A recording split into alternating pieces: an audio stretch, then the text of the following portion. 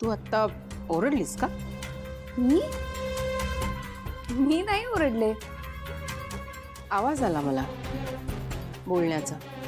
कोणाशी बोलणार? कोणी आहे का रूम मध्ये? बघ नाहीये.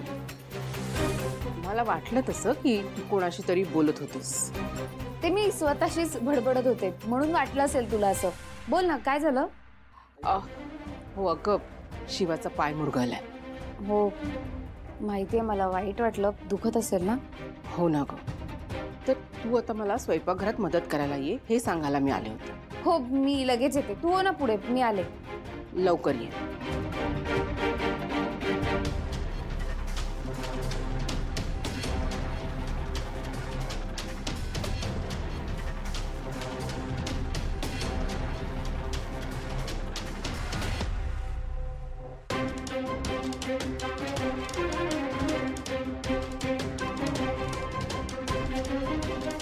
बघितलंस? आता जर कोणी बघितलं असतं ना तर तुझ्यासोबत मला पण घराच्या बाहेर हकललं असतं. मला सगळंच संपलं. हे बघ प्लीज जा आता. मला पैसे दिल्याशिवाय मी कुठेही जाणार नाहीये. तुझ्याकडे काहीच पैसे नाहीयेत का? असते तर आलो असतो का मी? तुझ्या त्या भावाने माझे सगळे अकाउंट्स फ्रीज करून ठेवलेत. पैसे दे. बघते.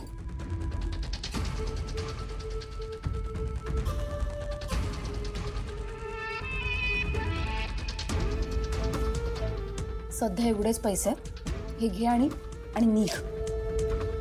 ठीक आहे, तोंड सांभाळून बोलायचा. संपले तर येईनच परत.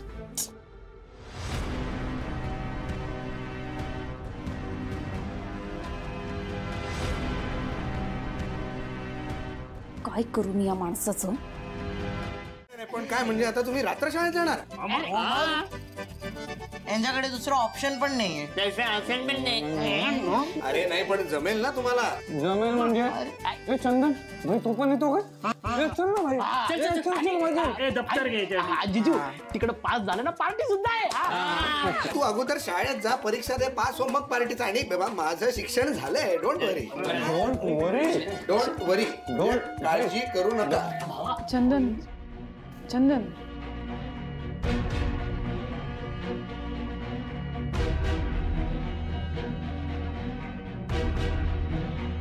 चंदन कुठे चाललंय भाई?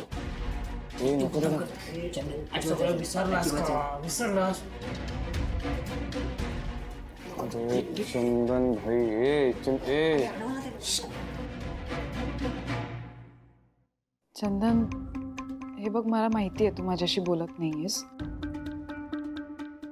आणि तुझ्यासाठी आपला संबंध संपलाय, माझ्यासाठी नाही.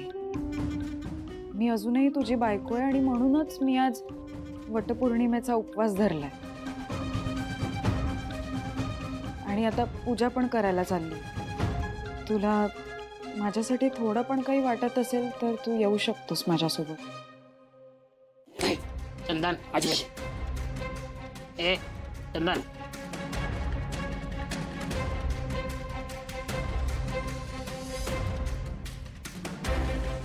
ठीक आहे, काही हरकत नाही, नको येऊस.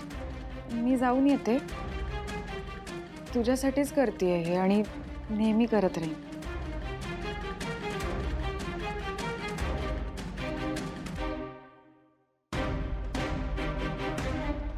भाई इकडे. ही अचानक असं का बोलतीये? अरे भाई तुला ती गंडवतीये, कळत नाही का तुला? हे बघ दिव्या, ती अशीच बोलते. तू तिच्याकडे लक्ष देऊ नको. तू भाई कामाकडे लक्ष दे. काम आणि आपण. पण तिने माझ्यासाठी उपवास धरलाय, मी गेलं पाहिजे. उपवास आणि ती बोले. अरे बाबा, ती फक्त दिखावा करते. तुला माहितीये ना, तू ओळखतोस ना तिला. बरोबर बोलतोय आपण. काय बोलतो तू? काय बोलतो? नाही यार, शेवटी दिव्या माझी बायको आहे आणि माझं प्रेम आहे तिच्यात. जर एवढं सगळं करत असेल तर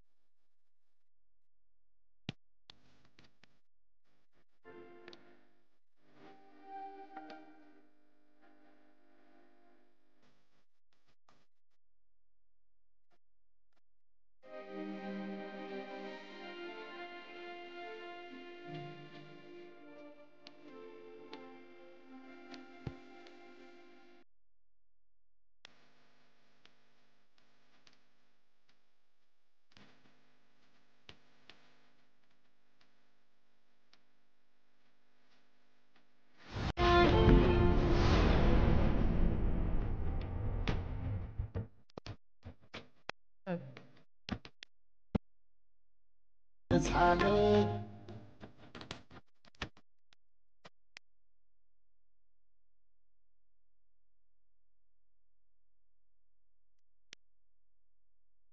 ऐकलं का? ह्याला म्हणतात आदर्श सून. चंदन, तुला काही कळत नाही? मी काय केलं? तू माझ्यासाठी काहीच करत नाहीस. एक मिनिट, हे बघ दिव्या, तू मगाशी बोललीस ना की माझ्या नवऱ्याने कसंही वागवलं तरी मी आले, तेव्हा मला वाटलं तुला तुझ्या चुकांची जाणीव होती, पण नाही, तू काही सुधारत नसते. कशाला आलो मी इकडे? मी चाललोय, बाय.